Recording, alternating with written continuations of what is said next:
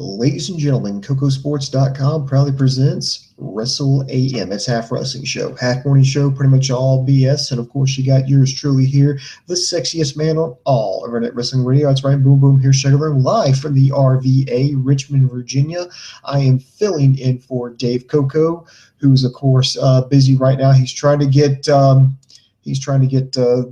his book deal finalized, so Operation Freak Show should be available for sale anytime now. He's finalizing stuff on the cover, making some final revisions there, so staying busy. And plus, he's got 97 kids, 23 wives, 82 mother-in-laws. He bottle feeds orphan puppies. He reads to blind kids. I mean, he does all kinds of charity stuff. So you got, Boom Boom here filling in for you. So, of course, I'm going to review the Season 2, Episode 6 of Lucha Underground, which took place March 2nd, 2016 on the El Rey Network.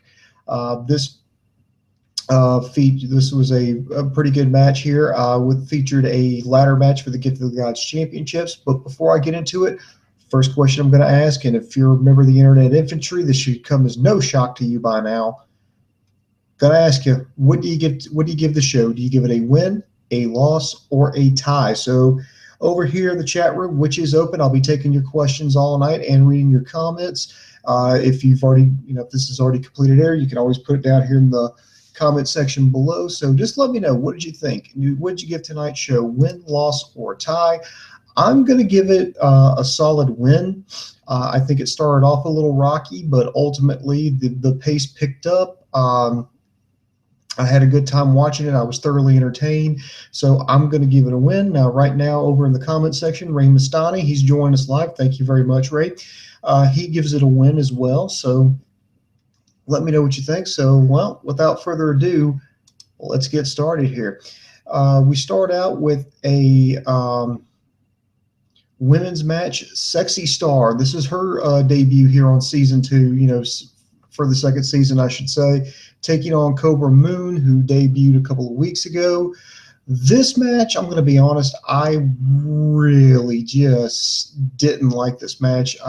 For me, it was too WWE-ish. Is that a word?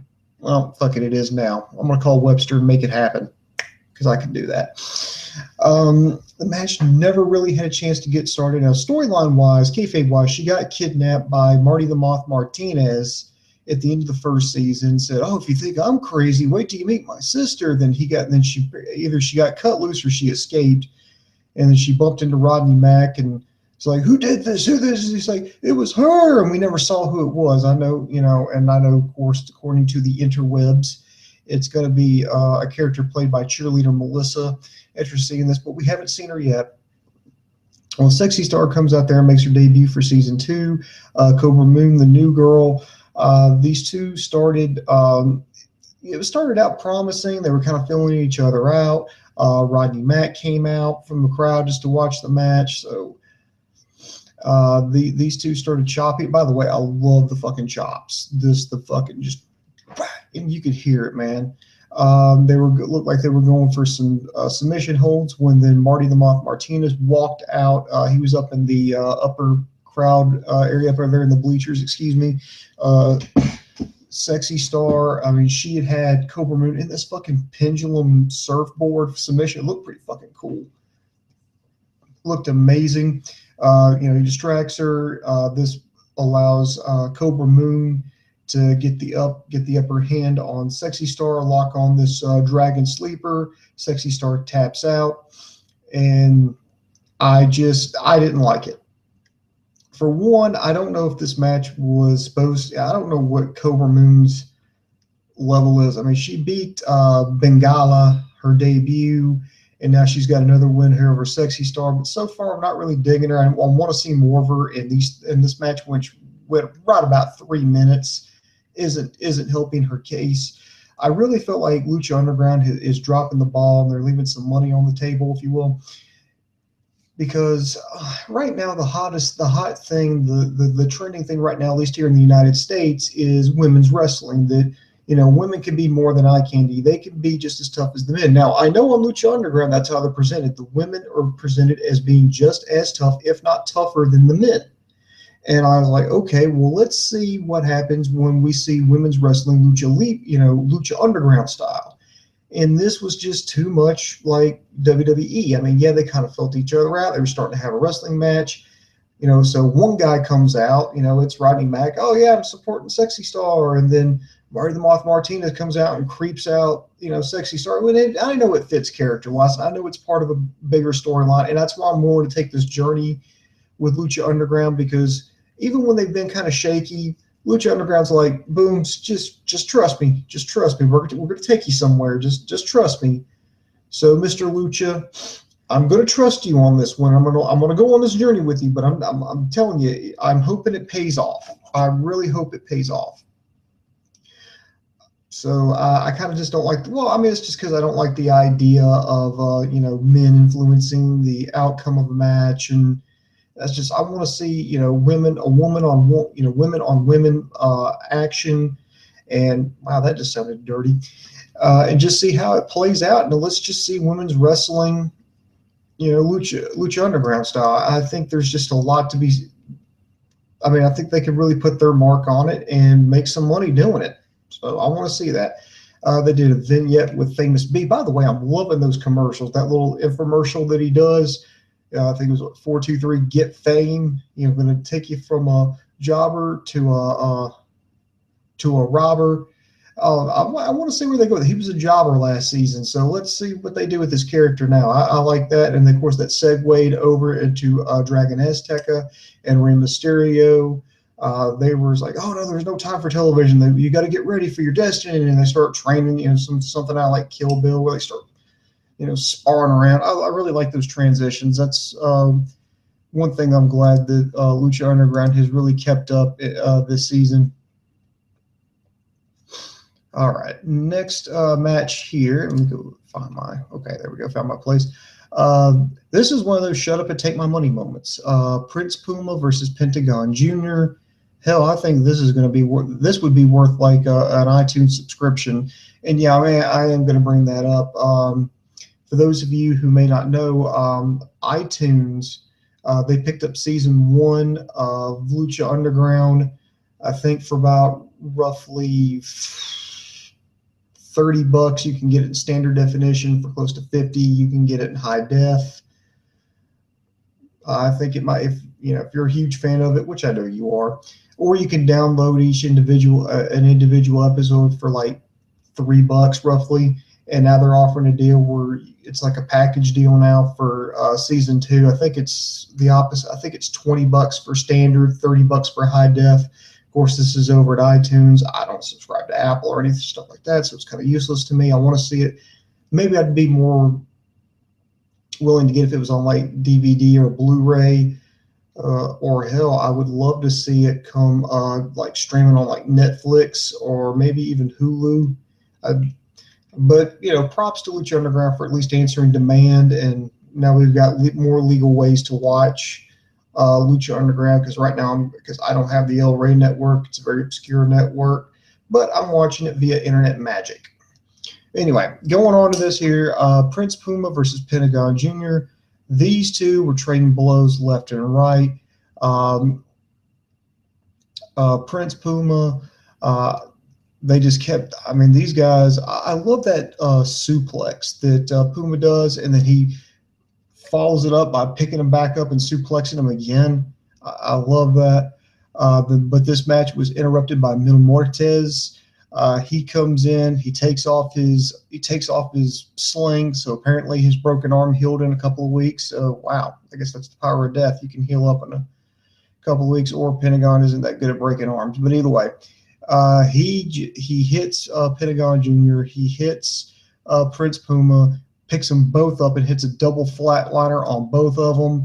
I think this was ruled like a no contest, because I would assume, with the rules of wrestling, since Pentagon Jr. got hit first, he would have won by disqualification. But considering it was Muertes was beating the crap out of both of them, I'm just going to say that it was like a 5-minute match. I think this is going to be on Ultima Lucha. My weird prediction here, I think that Prince Puma is going to be, by the time they get to the finale, by the time they get to Ultima Lucha, I think Prince Puma is going to be out of the title picture. And I'm thinking this is what I would do. I would have Prince Puma versus Pentagon Jr. For Ultima Lucha. Now, it's going to break my, no, it will not break my heart if I'm absolutely positively 100% wrong on this one, no. But they just kind of gave us they gave us basically a 5-minute preview of what this match could be, and there's just so much potential with this. You've got Prince Puma, the ultimate good guy, versus Pentagon Jr., the cool, ultimate cool heel. He's like this weird skeleton ninja. It's great. You know, Cero Miado. It's cool, man. It's really cool. So there's a lot there, and of course, Mil Muertes looking as badass as ever. Then they also announced that coming up in 3 weeks, they're going to do Aztec Warfare, which is Lucha Underground's take on the Royal Rumble, sort of. They have 20 luchadors. They compete in the match. They start out with 2, then every 90 seconds, another one comes in. The only way to be eliminated is via pinfall or submission. No over the top rope, just no countouts, no disqualifications, just pinfall or submission.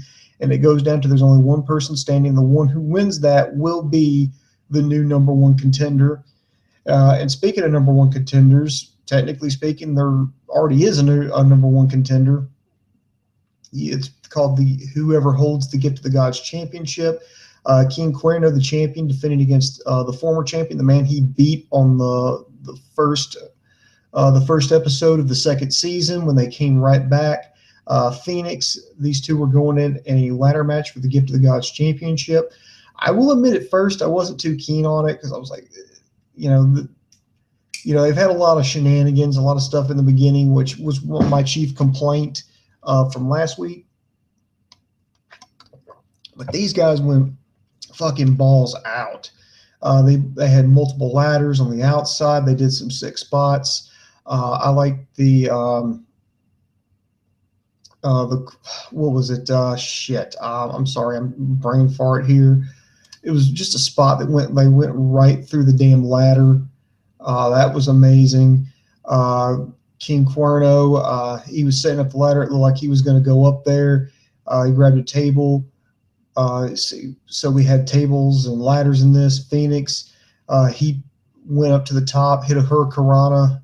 Actually, he hit the hurricanrana and put Cureno through it, went to the top, grabbed the belt. So we have a new champion. Fenix taking back his Gift of the Gods Championship. I think it was just an a very good episode overall. Yeah, it started out a little slow. The second match was kind of a tease. I think there's a lot left on the table for Puma and Pentagon Jr. The Gift of the Gods Championship. I'm sorry, I feel like I'm really underselling this match because I mean, how many ways can you say, dude, it's fucking awesome? I mean, this was amazing. These guys had a great match, great first match when they came back for the 2nd season. This match was no exception. I mean, these guys were throwing each other to the outside. They were using ladders, bouncing them off the security railing to the outside. There was a table spot at the end. It was just, it was amazing. It was a great match. And by the way, little factoid here, in real life, not kayfabe, in real life, the gentleman who plays Fenix and the gentleman who plays Pentagon Jr., they are brothers in real life. I don't know if anybody knows that. I just thought that was just kind of cool to know. So the more you know. All right, so let's get to your questions here and comments. So, wow, there's a lot of them. First, I want to thank Ray Mastani and Andy Paps for joining me live here. We got a few more guys, popping up here in the chat room. So let's get to the questions here. Oh, good God, there's a ton of WWE questions. I don't like having to answer WWE questions, especially on Lucha Underground. And by the way, Andy Paps gave Lucha Underground a huge win. But anyway, let's do it. Let's answer the questions. A lot of WWE related stuff here because fuck it, why not? Ramastani, if you were GM of Raw and SmackDown, who would be the top 5 faces in each brand? Oh, wow. Okay. All right. The top Okay, if I had to, and I've got to use everybody, I would keep. I'd keep a lot of the entertainment guys over on Raw, and I'd put a lot more of the underrated, um, the underrated wrestlers on SmackDown. So to try to differentiate the brands. As far as Raw, obviously the first two that come off. Let's see, I would put Cena, Reigns, Orton, another top guy. Let's see. I could probably do Del Rio and maybe even Sheamus is my top Raw guys. And I know like a lot of people are like, what? Yeah, I'm just like, look, I mean, this is the climate that we're in.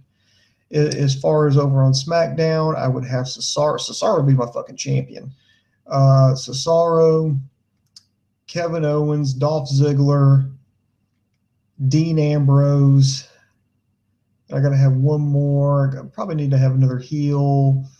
I would probably pick someone like I'm just going through.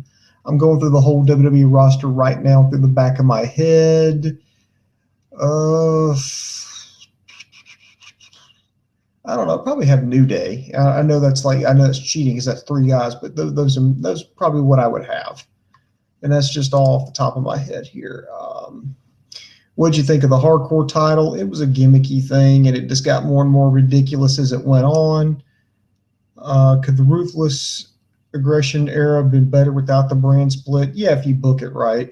Originally, what I heard that the brand split wasn't supposed to be like Raw SmackDown. What I had heard at one point that they were going to try to have WCW and have it be its own brand, have its own TV show, do its own thing, but ultimately they decided against it. So they did the brand split where they did Raw and they did SmackDown, but I don't have anything to back that up. That's just something that I heard. How would you turn Roman Reigns heel? Easy. I really wouldn't do anything. I would just have him turn on the fans that, he's sick and tired of trying to please them. He bust his ass for them, but they kept booing him. They kept healing him. And the first thing I would have him do is fucking spear Dean Ambrose through a fucking table. And boom, there you go. Just say, you know what? I don't give a damn about the authority. I don't give a damn about Dean Ambrose. I don't give a damn about any of you.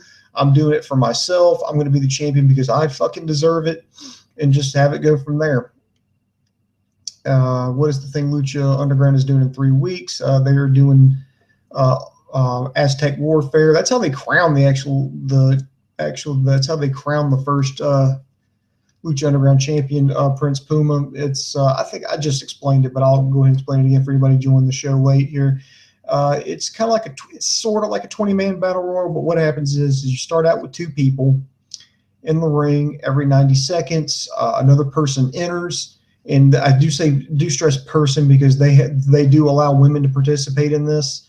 If you get pinned or submitted, you're out, and you just keep going till you only have one person left, and that person in this case will be the new number 1 contender for the Lucha Underground Championship. Andy Papp says it's great to see me back. Well, thank you very much. Prince Puma or Cage? Who do you prefer? Prince Puma, without a doubt. Prince Puma. If you had to rank the shows, how would you rank them?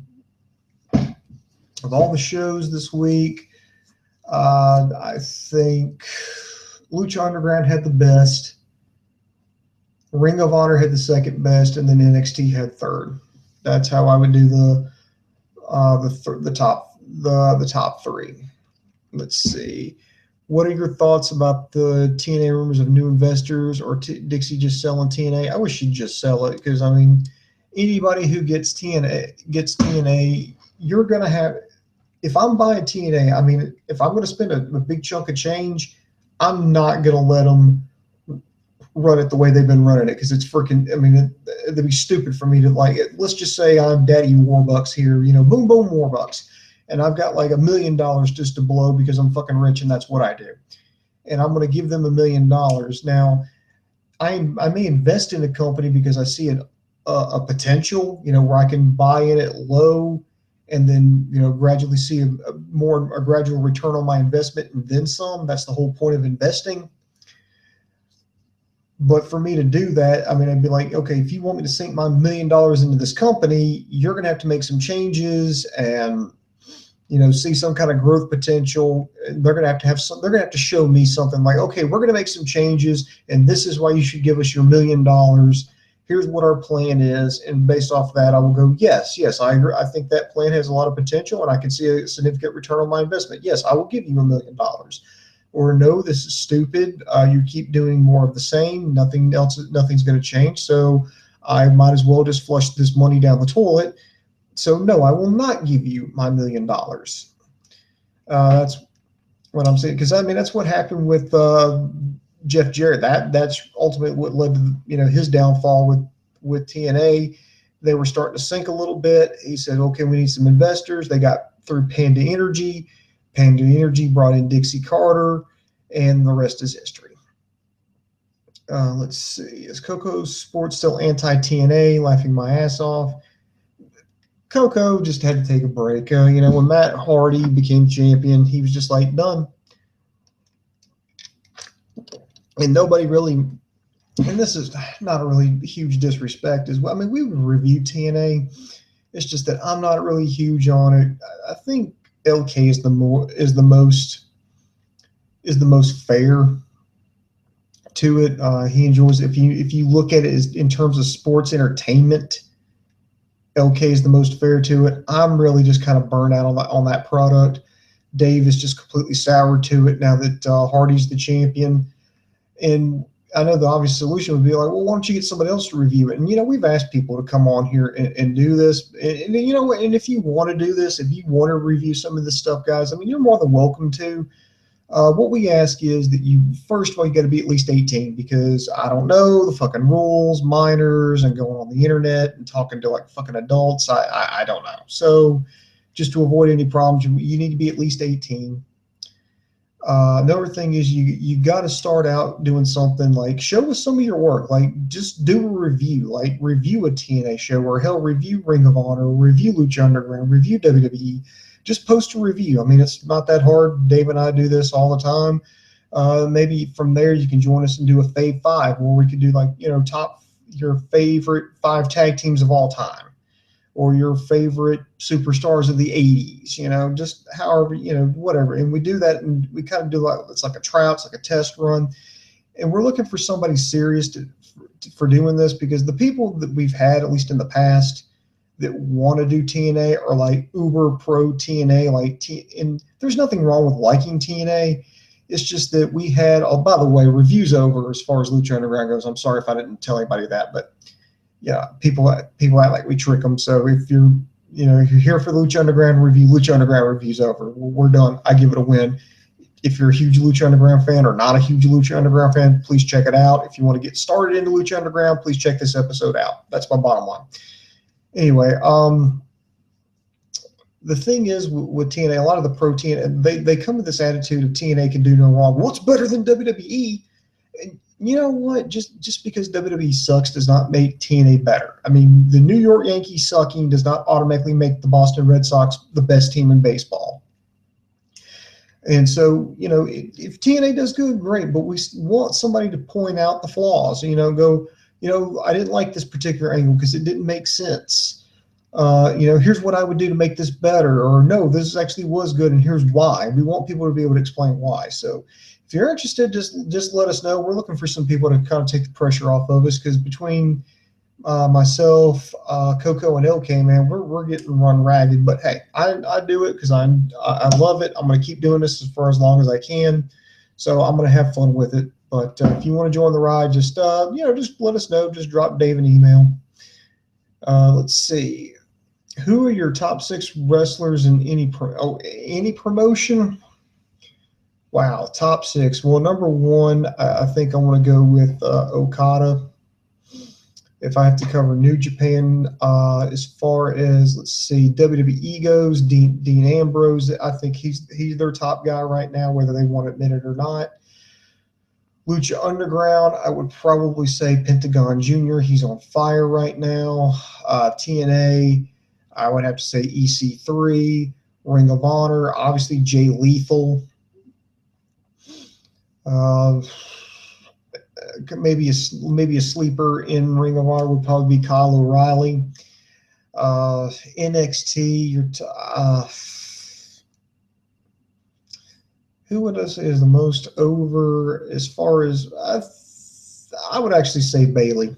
You know, I don't know. I shouldn't say that because it makes me sound like a homer. You know, because I'm a huge Bailey fan. I would probably say something like Apollo Crews or Finn Balor. I think those are your your top guys right there as far as upside and potential and charisma. So that's who I think that would be my top six there. What would you change with TNA product to make it more appealing? Cut out all the stupid bullshit. Just make it. Just try to pretend like it's real. Pretend like these are real people doing real things. What are their motives for fighting? Why did they go to the ring? I mean, I understand that. Okay, well, I want to get into wrestling because I like to fight. Okay, I know that's motivation, but not everybody can be like that. Or, well, I'm wrestling because I want to be the best. Okay, yeah, that's certainly motivation, but why? It's like a football player. Well, I came to join the NFL because I want to win the Super Bowl. Okay, yeah, a lot of people want to do that, but what's your reason? What do you like so much about it? Let's see, do that. Keep the matches simple to straightforward. Try to avoid a lot of the gimmicky matches. Just because you do a match differently than everybody else does not automatically make it better. I'm talking about like King of the Mountain matches, that fucking reverse battle royal they used to do, or the ladder match where you had to put the belt onto the hook. That I'd just say cut down on matches like that. Actually get to know who women are and what they do, because I think a lot of the women are portrayed, just unrealistically. So I'll tell the writing crew, go get a girlfriend if possible. Find out how women actually are. And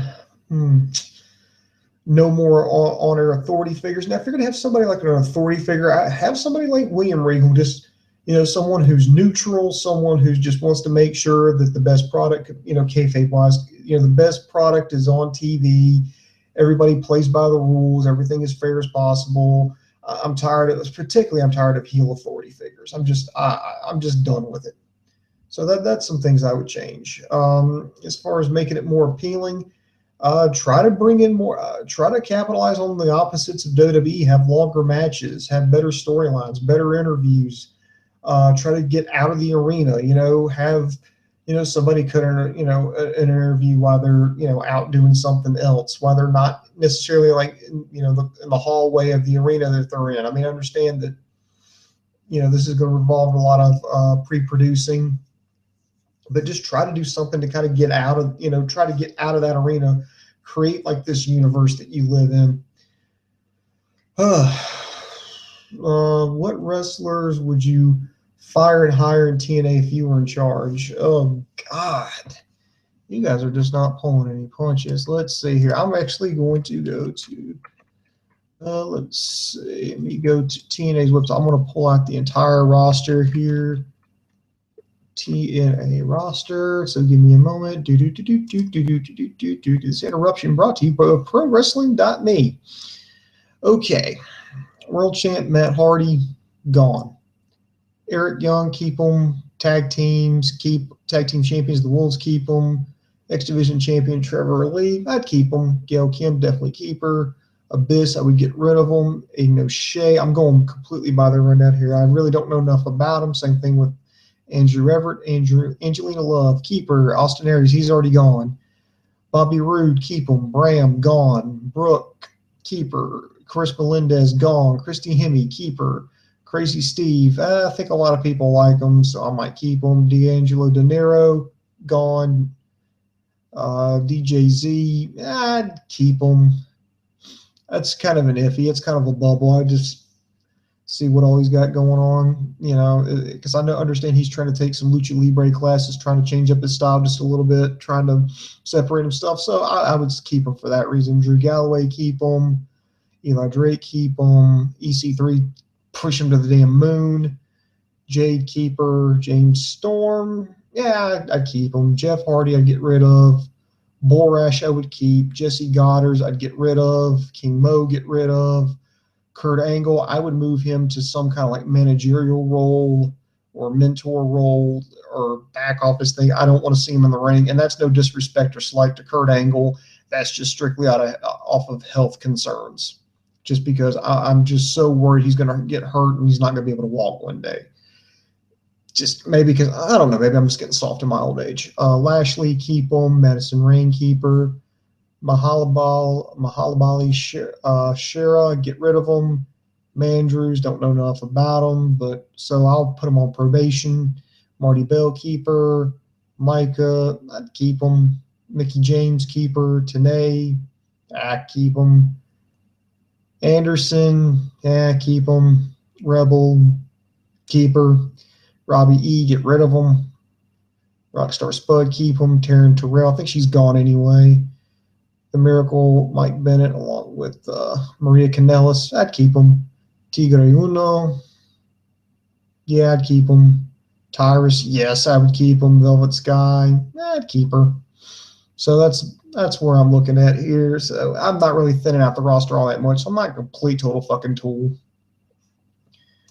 All right, let's see. Kota Ibushi is a free agent. Yes, he is.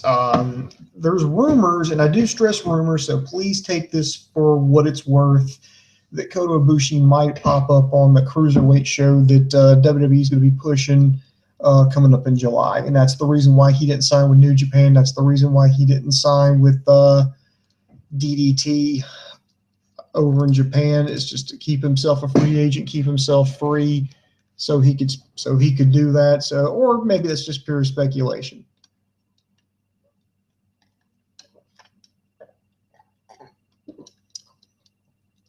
Let's see.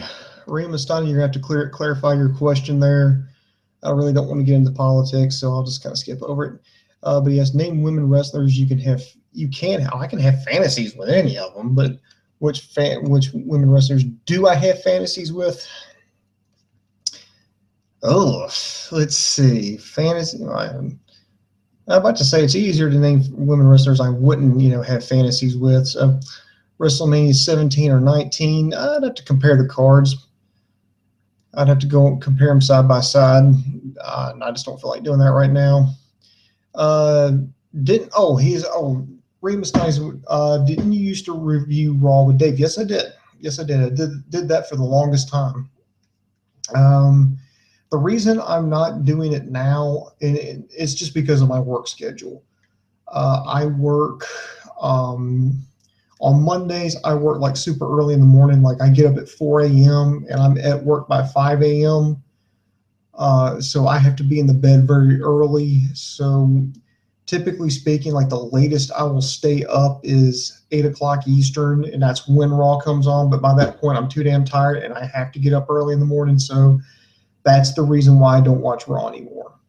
If it's something really big, I'll go back and rewatch it in clips or rewatch the whole show. But that's the reason why I don't review it right now. So when my schedule, this is back when I was in other markets, and I was able to, I was with Dave side by side doing it all the time. In fact, if you go back on our archives, I'm gonna go way back. I'm gonna go all the way fucking back to the beginning. Me and Dave were doing this side by side for the longest time. Lance Hoyt and David Hart Smith, would you sign them for TNA? Yeah, I'd sign Killer Elite Squad. I like them. How would you make the brand split work? Well, I wouldn't do it, first of all, but if I absolutely had to, I would have Raw be my entertainment show and SmackDown be my wrestling show. TNA needs to go after Ibushi. Yeah, they do. Let's see. Should NXT have an invasion angle with WWE? No, because it wouldn't really work out. I mean, you're technically only invading yourself, and they've done it before. Remember the Nexus? It's been done before. So I don't know if that would just be a good idea. See, Jack Evans will win Aztec Wars Fair, and this is from Hardcase 678. Jack Evans will win Aztec Warfare, and he and Fenix versus Mil Muertes in a triple threat. What do you think? Who do I think would win? Oh God, I don't even know who's all participating, so it's hard for me to pick somebody. I don't think it's going to be somebody. I think it's going to be somebody new. I don't know. I mean, Jack Evans. I'm hoping maybe it's Drago. because I'm a fan of Drago, so I'd like to see that personally. Would you love to see the Kingdom versus Beer Money? No. Well, yeah, if you can get Taven in there, yeah, I think it's worth a shot. Yeah, if you can get Taven, which I heard he is. I heard he's kind of riding out his contract with Ring of Honor so he can get signed to TNA. So yeah, I would. Yeah, hell, why not? I actually want to see Bullet Club Elite versus New Day because Kenny Omega keeps teasing the hell out of that. If you've ever seen the video, and plus New Day's kind of responded to it everything's done passive aggressively now as much as they can do it. But yeah, I would. Oh yeah, I'd like to. That's what I'd like to see. All right, okay. Go ahead and get your last questions in because I'm about to wrap this up. I'm going to have to go get some sleep. I need to see if I can get a hold of LK because we've got a Ring of Honor review that we need to get done. So in the meantime, be sure to check us out at KocoSports.com. KocoSports.net takes you to the same place. It's your home for combat sports. It's where the world goes to kick ass. And most importantly, it's where it's okay to be a passionate fan. And also be sure to check us out at ProWrestling.me. It's a pro wrestling pub style webpage for professional wrestling fans.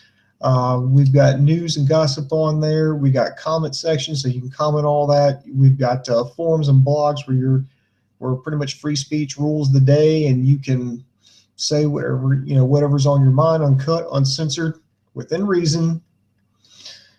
So be sure to check that out and sign up for it. It's absolutely positively 100% free. Be sure to like and subscribe to us on YouTube, Facebook, and Twitter. We're cranking out shows. We're trying to get to the rhythm where we do at least one a day. We do something every day, so that way you've got plenty of content. So there you go. Let's see. Looking, Omega's the best New Japan guy. I don't know if he's the best because they've got a lot of good talent over there. But Hard Case 678 would want to play Kenny Omega in Street Fighter 5. I don't think I have played anything past Street Fighter 2. I know I'm getting fucking old. I remember when Street Fighter 2 was fucking brand spanking new. We're talking like before like Turbo Edition. We're talking like actual Street Fighter 2 when that came out.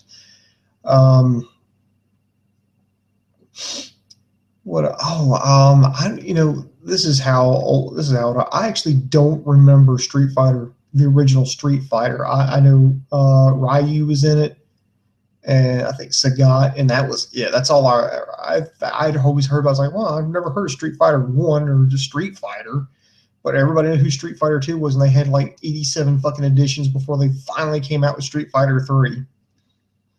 Why? I don't know. I know I'm getting old. I really haven't seriously gamed in a very, very long time. Maybe I think that's a sad thing. I used to game all the time, and then I got to college, and then I had to slow down on it. Anyway, I want to thank everybody for joining us here. Again, check us out, KocoSports.com and ProWrestling.me.